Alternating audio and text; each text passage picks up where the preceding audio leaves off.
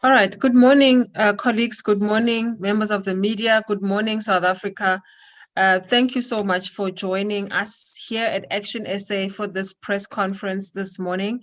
It is really with a somber heart, really, and spirits to be speaking with you in this fashion this morning, given the developments that are going on in our country. Our country has literally been on fire. Yes, it has only been limited to 2 provinces, but 2 provinces enough. I think that we have seen the numbers of families who are mourning their loved ones, given stampedes and the chaos that has happened at various malls and at various places of business around the 2 provinces of KZN and Gauteng. And so this morning, we as ActionSA are holding this press conference to give you the news as to the steps that we are going to take as an organization, as part of civil society, as part of the political landscape in our country, to ensure that we can all safeguard the future of our nation, given what we have seen. We have really seen unprecedented scenes on televisions across the country of the mayhem that has ensued since, I think it was Friday last week. And so thank you so much to those of you who have joined us. Without much further ado, my name is Lerato Ngobeni. I am the national spokesperson of ActionSA. I will be facilitating this conversation. We are going to try and keep it as crisp as possible so that we can get to the point and then give you enough time to ask your questions. Members of the media who are joining us at this platform, you are welcome to use the chat function to pose your questions. Otherwise, please switch on your video so we can see you, and you can raise your hand, either electronic hand or you can raise your physical hand. I will note you and then I will take your questions in due course as we are done with the program. On the screen right now, you are looking at members of ActionSA. The president, I will start with him, Herman Mashaba, who is the president of ActionSA. Dr. Makosi Khoza, who has just joined us. She is the ActionSA KZN chairperson. We have John Moody, who is the Gauteng ActionSA chairperson, as well as Ms. Feki Mentor, who is our Western Cape chairperson. We also are delighted to have ActionSA interim Senate member, Advocate Jill Benson, who will also be part of our panel this morning. Welcome, Jill. It's good to see you and have you with us this morning. Without further ado, colleagues, let me bring to the platform the president of ActionSA, Herman Mashaba, to address the press conference. Mr. Mashaba, the floor is yours. Thank you very much, Lerato. Good morning, fellow panelists, fellow South Africans, members of the media, and thank you so much. Ladies and gentlemen, the events of the past few days have provided frightening clarity about the circumstances under which we all live as South Africans. On the one hand, we have people who have emerged from our painful past into 27 years of economic mismanagement and months of lockdown. We have witnessed political leaders load with impunity who survive on the periphery of our society in every way. They have no stake in our economy, whether it grows or declines, because they live in a country where entire generations have never known the dignity of work and ownership. On the other hand, we have businesses that have weathered and navigated the myriad of barriers that government has placed in their path. They have traversed the failed policies of BEE, rigid labor laws, policy ambiguity, and load shedding. They have weathered months of lockdown with little or no help from our government. Many of these businesses, big and small, black-owned and white-owned, have survived all of this only now to be finished off by mobs of rioters and looters, burning their trucks, blocking the highways, breaking infrastructure, looting stock and burning buildings to the ground. Let me be very clear. There's no excuse for this kind of criminality we have seen and experienced over the last past days. None whatsoever. There's a difference between explaining the unrest and justifying it. I've seen people's lives go up in flames. I've watched as a mosque was burned down. I've read how our clinics have become like scenes of war where doctors must leave patients with serious injuries that may not survive. I've heard how families have hidden in their homes as mobs of criminals terrorize the streets, shooting guns in the air like it is a war zone. I've witnessed communities had to come together and protect their buildings, their property, and the people because law enforcement was nowhere to be seen. And yesterday, I witnessed how a few lightly armed brave policemen and women were abandoned in Alexander to fight off crowds of thousands without reinforcement or the South African National Defence Force. In the 27 years that I've proudly called myself a South African, I've never been as angry as I am today. I am angry because our government has produced the perfect storm of poverty, unemployment, racial inequality, hopelessness, and desperation that we have witnessed over the past few days. Does anyone truly believe this came out of nowhere? It arises from a government that has led by example only in terms of its greed, its criminality, its corruption, its blatant disregard of the law. It arises from a government that has produced an education system to rival Bantu education, that has produced a generation of young people who have no stake in our society and literally nothing to lose. It arises from a government whose party stood outside of Nkandla as a symbol of everything that is wrong with our politics and started these riots that continue today. Like many of you, I've had a difficult time over the past few days, not knowing whether to place to be anger about everything that I have witnessed. However, I'm reminded of a perspective that has arisen from the launch of ActionSA, which is South Africa and the ANC cannot coexist in mutual prosperity. Everything that South Africa has just experienced arises from the actions of the ANC and the inaction of our government. Let me repeat myself. The looting and the killing and the burning and the violence that South Africans have just experienced arises from the actions of the ANC and the inactions of our government. Make absolutely no mistake, the violence and disruption emerges directly and inextricably from the ANC. It was overtly designed and calculated to destabilize the country in a bid by a radical economic transformation faction in the ANC to challenge the incarceration of Jacob Zuma.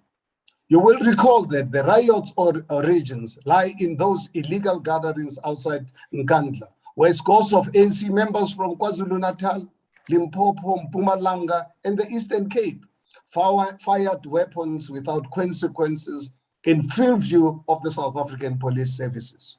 It was here where the incendiary languages of revolution was conjured up deliberately, and the political emotions of the people of KwaZulu-Natal were wiped out in a frenzy for the narrow political agenda of this faction within the ANC. All of this was done precisely to generate fear, to make the law-abiding people of our country say, perhaps they should just let Jacob Zuma go. There's a word for this, and while this may be a politically loaded term in our country, it is called terrorism. But we are not just here because of the failings by the ANC, but also the failings of our government. Our president has extended the ultimate invitation to lawlessness in our country in the form of his weak, dithering, and indecisive leadership. At a time where our country needed leadership, we were deflated to watch a president repeatedly calling himself the commander-in-chief of our country. He did so in a failed bid to create the illusion of authority while speaking about the conditions in our country, as if He is powerless, and while criminals looted a South African blood bank facility. From a security perspective, this period of unrest has been unmitigated disaster. Our South African police services, either on instruction or by fear of reprisal, did nothing in response to the ANC crowds of lawbreakers outside of Nkandla, thereby setting the tone of law enforcement going forward. By any expert assessment, the move to deploy the South African Defence Force took place at least 24 hours too late and has been woefully inadequate. Our South African Defence Minister, Nosiviwe Mapisa Ngakula, defended the woefully inadequate deployment of South African Defence Force members yesterday as informed by the assessment of the situation on the ground. State Security Minister Yanda Tlolo has confirmed that they are investigating information as to whether senior former agents in the agency and senior ANC members aligned to former President Jacob Zuma are responsible for igniting the recent violence. Our crime intelligence services fundamentally failed to detect something that the average South African family witnessed and knew was coming. The South African police services have operated without sufficient resources, been left stranded without equipment or reinforcement, and having to keep crowds of thousands at bay. Where the South African police have acted with decisiveness was against law-abiding and panicked South Africans who were not adequately socially distanced. That is why today, ActionSA is making the following announcement. We are calling upon all South Africans who have lost their property, businesses, stores, and factories to come forward to ActionSA. They can do so through a webpage we have created specifically for this, named actionsa.org.za/your story. From these cases, we will be compiling a test case for our South African legal system in which we will be suing the ANC, the President, the Minister of Police, and all the ministers of the security cluster, jointly and severally, for the loss and damage to property. We are convinced that we have a strong prospect of success of appealing to our judiciary that it is the actions and inactions of these parties that have directly caused the riotous behavior that has led directly to the loss and destruction of property. We will do this so that we can make sure that the ANC and government understand that the actions and inactions, respectively, will have consequences that they cannot afford. Before I conclude, I'd like to urge all South Africans to remember an important fact that has been forgotten in the chaos of the last few days.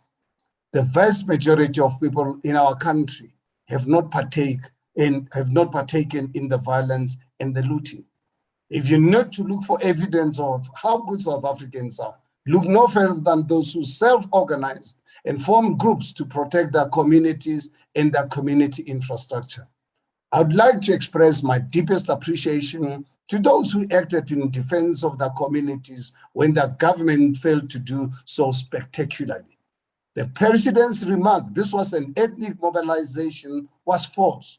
The majority of the Zulu-speaking people of our country share the same sense of outrage as everyone else about what has taken place.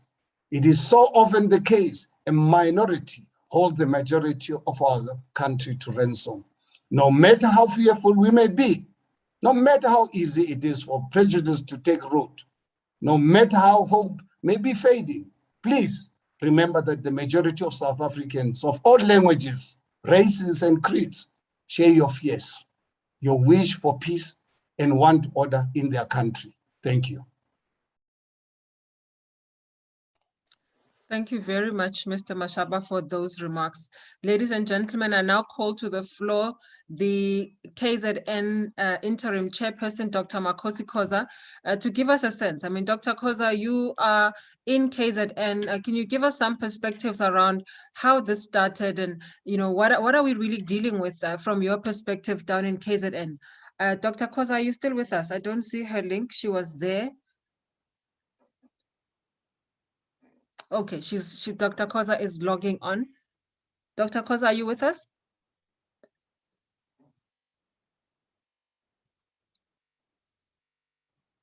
Okay, while Dr. Koza is getting herself organized, I know that she was having troubles with her link. Let me invite our Gauteng chairperson, John Moody, to give us your remarks, and then we will take Dr. Koza straight after you have spoken. John Moody, the floor is yours.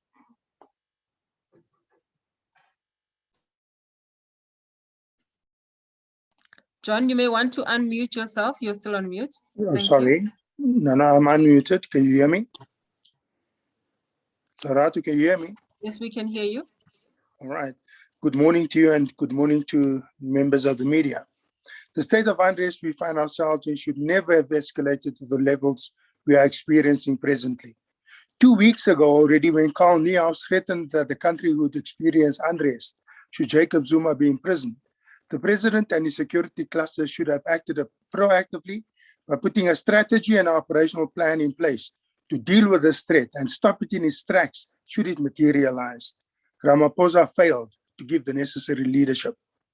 By Friday last week already, he should have deployed the army to give support to the police, as it was evident then already that the SAPs and other policing agencies were not capable of bringing the escalating threat under control.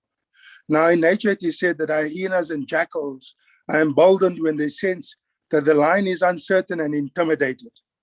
The same psychology prevails in mob mentality. The moment the bold enough criminal element realized that the SAPs were toothless and ineffective as they were illy prepared, they started the frenzy of looting, burning, and total lawlessness. This attack on shopping malls was a well thought out plan, for no spaza shop and standalone township corner shops were looted, as would normally and ordinarily be the case. Police morale is very low. They are poorly led and they are under-resourced. I have done my own investigating, and here are some of the facts about the operational state of the SAPs and the army at this moment in time. The SAPs, the public order police, who are the units specially trained to deal with riots and civil unrest, is under-resourced and aged. The members are old, and no significant new intake has occurred over the past 5 years. The average age of a POPs member is 45. The Inyala vehicles and other armored vehicles needed are old and unroadworthy due to not being serviced as regularly as they should be. Over 150 POPs members from Gauteng have been sent to assist in KZN. Only the public order police are allowed to carry and use shotguns as per SAP's operational instructions. Thus, ordinary crime prevention and visible policing officers, which include the flying squad and rapid response units, cannot by order carry or use shotguns. They carry R5 rifles and 9mm pistols, which they are not allowed to use to quell riots or looting and unrest as is prevalent. The rubber bullets issued by the SAPs has the reduced firepower and are useless as an effective deterrent. They may as well issue the SAPs with paintball gas guns with solid shot, which would be more effective than these underpowered rubber bullets used by the SAPs since the Marikana incident. The rubber bullets used by private security companies are more effective, and therefore in many instances over the past few days, and especially over the weekend, SAPS members have been scrounging rubber bullets from private security guards and companies. By Saturday afternoon, the SAPs were running out of the supply of rubber bullets, tear gas, and stun grenades in Johannesburg. There are only 2 operational water cannon vehicles in Gauteng. The SAP's air wing is grounded because aircraft such as helicopters are not serviced and they do not have the budget to keep them in the air. In this year, the SAP's budget was cut by over 1.2 billion, which was added to the already bloated VIP protection unit's budget. So ministers must receive special protection while ordinary citizens must be protected by an under-resourced, poorly led and poorly trained police service. 2 days ago, the army was eventually deployed. Only 200 soldiers were made available to assist the police. In a media briefing yesterday, the Minister of Defense, when asked why only 2,000 troops were deployed and not more as is evidently needed, her response was that it is due to budgetary restraints. Why do we not see the police or only a few out on the streets presently? About 500 deployed soldiers are sitting at their base in Doornkop as we speak. Why? Because they do not have vehicles. Excuse me. The base has only 3 operational mambas, no operational rattles or Rooikat vehicles. Yesterday, we saw some soldiers in Alex transported in a bus and a double cab bakkie. Why? Because of the shortage of armored troop carriers. And soldiers cannot be transported in police vehicles as per instructions. So you have 2,000 troops deployed without the necessary basic transport to have them operational and to be of any use in this during this time of unrest. Let me give you 4 basic things to operationalize and get this lawlessness under control within a few days. 1, crime intelligence efforts should be effectively deployed and used. Use the intel of private security companies, which is more up-to-date and informative and reliable than the SAPs. 2, proper coordination between the SAPs, Metro Police, Army, and yes, private security companies is vital. A properly coordinated strategy of deployment guided by reliable intelligence information and an operational plan is necessary. 3, the involvement and inclusion of CPF and neighborhood watch groups to assist the police in mobilizing the communities to remain calm and to take responsibility to restore law and order within their own communities is vital. But this must be done within and in accordance with the law. 4, establish special courts which operate 24 hours a day. Those arrested should be tried on the day of the arrest and if found guilty to be sentenced to jail immediately. If we could get it right to effectively police the 2010 World Cup tournament without any major incidents of criminality, why can't we do so now? I'm encouraged to see that ordinary law-abiding citizens are taking it upon themselves to protect their shopping malls and businesses to serve their needs. All that is needed to stop this rampant opportunistic criminality is for us as law-abiding citizens to take a determined stand against the criminal element by giving support to our police, and we can bring an end to this mess before the end of this week still. My fellow law-abiding South Africans, if we act as one right now, we can take charge of our destiny by stopping this rampant rioting and lawlessness. Thank you. Thank you so very much, John, for your insights. Let me not waste any more time because I want to leave enough time for the Q&A at the end of these remarks. May I invite Dr. Makosi Khoza to the floor? Dr. Khoza?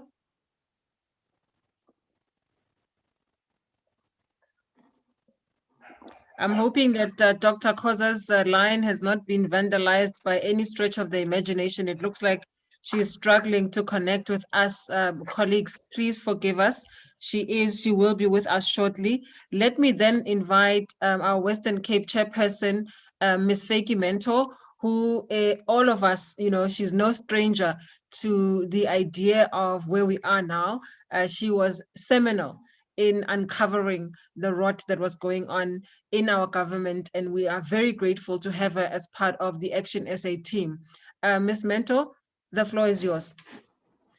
Thank you, Lerato, and good morning to the other panelists, media people, and everybody else.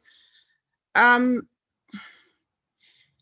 carnage and mayhem that has been unleashed in our country for a number of past days has affected human life and has affected human beings and has got a human face. And I think that is what we must also not forget. There is a mother right now as we speak who has a crying baby whom she cannot feed because the malls, others are closed because they have been gutted down, others are closed all over the country because of taking precautionary measures. We have heard that the price of a loaf of bread in some instances was being sold for about 70 Rand around Durban yesterday and 50 Rand around Durbanville in the morning yesterday. There has not been any violence in Durbanville or in the Western Cape, except for in Michelle's Plain yesterday, where people attempted to, but citizens were ready and dealt with that criminal activity. The image that I want South Africa to look at today and to hold on to is to say that, yes, there is a few criminal elements that are perpetuating this carnage and mayhem. But as Mr. Mashaba said, there are millions of other South Africans, including in Durban, in Verulam, all over in Maritzburg, in the entire country, who love peace and who do not want this looting to continue, and who have stood up, and I encourage them to stand up again. I want you to have this image of this baby that symbolizes what we are going through right now. The baby that was tossed out of a burning building yesterday in central Durban, that was captured by a certain Miss Maseko, who is, I think she works for ENC, and that image has reverberated all over the world. It is, and it's not only an image of despair, it is also an image of hope, in that that baby could have died and been burnt in that carnage building, but there were South Africans that stood guard there and that threw the baby, tossed out through the window, and there were others right at the bottom that were forming a chain to hold that baby. That is the picture that we need to hold on to say that whereas there are a few that are causing mayhem, that are causing carnage and damage, there are millions of us that should stand up. I want to thank again the people, and the Santago particularly, who had made sure that in many living areas according to South Africa, throughout South Africa, they stood up and said, from Seshego to Soshanguve to all over, to including here in the Western Cape, saying nobody is going to loot in our presence. We are going to stand up and guard the malls. I'm calling on South Africans to stand up and take up their responsibility in their communities and assist to clean up the mess, but also to prevent further carnage, because we cannot sit and wait for the soldiers and wait for the police that are under-resourced and we don't even understand the problems. Let us stand up and be the people that will rescue our country. Let the mayhem stop. It is us that is going to stop it. Nobody is going to do it for us. Whilst we are waiting for the police to be resourced, whilst we are waiting for the army to arrive, let's stand up and do this. And I really want us to hold on to that picture. It is a picture of hope that we can do it. We can stand up and we can stop this carnage. Thank you, Lerato. Thank you so very much, Mefeki. We really appreciate your comments. Colleagues, I'm going to move straight into the Q&A. I'm looking at the time and I'm being given word that Dr. Khoza is really struggling to connect with us. She's not able to come online. It is dropping her off. I'm hoping that she will be available for the Q&A that people want to ask, and maybe we can reach out to her. Do not expect to see her on the screen. She is struggling with her connection. With that said, may I open the floor for questions and answers? You're welcome to switch on your videos so I can see your hands, or you can raise your electronic hand, or you can write in the chat function and I will ask the question for you. This is primarily for members of the media. But to shoot us off, I see Mr. Mashaba is raising his hand. Mr. Mashaba? Lerato, I think I would request that we give the floor to Advocate Benson to just really give an overview of the legal challenge. That's fine. Jill, please do not devour me at the end of this. The technical glitches that we're having have given us this issue. Please, the floor is yours. You know, can you tell the people, you know, the merits of our case and where we sit at the moment as ActionSA? Certainly. As counsel, it will be acting in the matter. Just to explain to the media, good morning, everybody. The action will be founded on the established position in our law, and the general rule is that an omission by the intended defendants to do something when they should have, to avoid the situation in which the country currently finds itself, is to be regarded as unlawful conduct when the circumstances of the case are of such a nature, not only that the omission or the failure to do something incites moral indignation amongst us, but also that the legal convictions of our community demand that it be regarded as unlawful and that the damage suffered be made good by those who neglected to perform a positive act. Essentially, it's going to be averred that there was a duty to act expeditiously and reasonably in the prevention of the current state of looting, and to avert the situation in which we now find ourselves as South Africans. Our constitution enjoins our government to, with dignity, provide executive leadership in the interest of national unity and in accordance with the law of the Republic. And it will be argued that this was not done. Thank you. Thank you very much, Advocate Benson. Let me open it to the floor then. I hope that I have not left anyone out. I see that members of the media, a large contingent of you is still here. If you have any questions, please indicate it and I will ask the questions on your behalf. Or anyone else for that matter.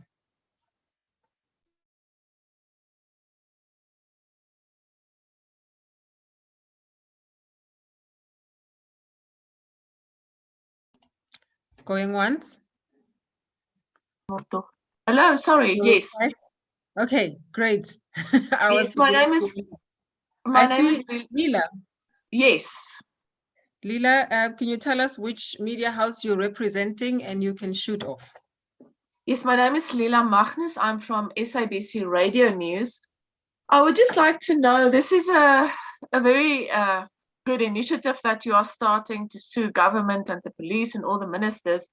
But we all know that, first of all, you are going to wait to get like an example case, and then you have to go to court, and that can take years. What are you going to do to help these businesses and these people who has lost everything, and like you said, went through COVID and all these things, to help them now?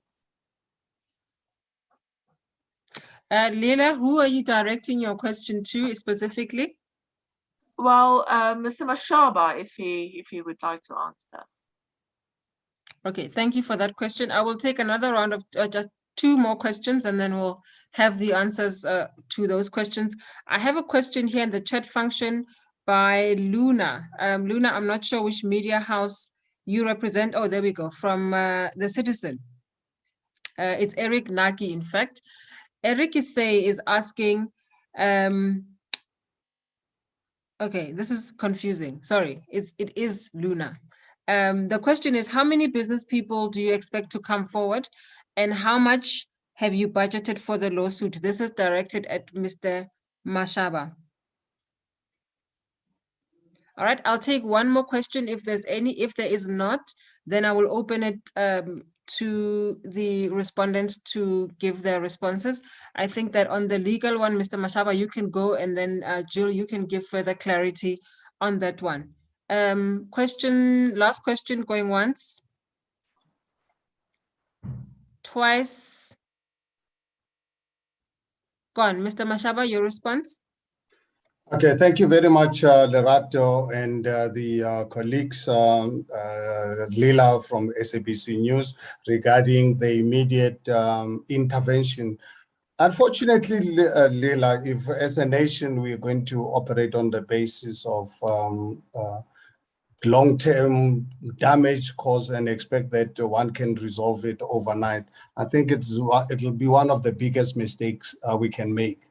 On the other hand, we must not also lose the fact that when we are confronted with evil, we must not obviously be scared and hesitant because it's going to take time to resolve. Therefore, we must not really resolve it. This is a very complex, it's a groundbreaking the legal case, a class action lawsuit against the government. Has never happened in the 27 years of our democracy, but it's a very necessary legal case to pursue. We engage thoroughly with our legal team to ensure that we hold our government accountable, because I think as South Africans and all of us needs to take the responsibility. Over the last 27 years, we failed to hold them accountable by just they are not in the loop with what's going on here. Busi, can you please mute yourself, please? Thank you. Apologies for that, Mr. Mashaba. Please go ahead. Okay.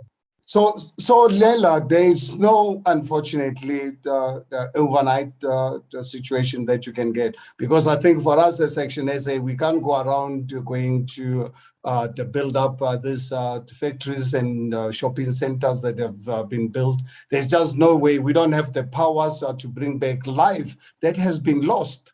We've got no powers to take care of people who have we are going to lose jobs as a result of this action. What we want to do is to really send a long-term message to governments, not just the current ANC government, any government that is going to govern this South Africa going forward, to understand that the abuse of their public trust, it is not going to be something that is going to be tolerated, that is going to be accepted. Us as people of South Africa, we are going to hold them accountable, no matter how long it's going to take. We know it'll be a protracted matter. It's not something that you can see us in court tomorrow, because as you can imagine, we have invited businesses to really come forward. At this point in time, we're not sure how many businesses will come forward. We only started obviously inviting them yesterday, and I can assure you majority of them are probably not yet aware that there is this class action lawsuit to assist them. So this whole thing is going to really depend on how many companies are going to go forward, because we don't want to end up leaving others forward. But once we've got enough, and we will work in concert with our legal team to advise us when they are ready to lodge papers with the courts. In terms of how much it's going to cost, no one can obviously predetermine that, because we're not sure how many businesses are going to come forward. Some of the businesses, I'm sure they will be in a position to immediately rebound back, because they've got strong balance sheet to really be able to rebuild themselves. But there are businesses out there of people that I know that will never be able to really come back unless obviously there is intervention. That's why we need to really hold this government accountable, and not just this current ANC government. We want to hold future governments of the Republic of South Africa under the current government to understand and appreciate the fact that we are not going to let them abuse the public trust. Jill, I don't know if there's anything you'd like to add. Mm-hmm. I see there's another question from Lila as well. So let me try and answer both of them at the same time. Insofar as budget is concerned, it is always difficult to... Sorry, Jill.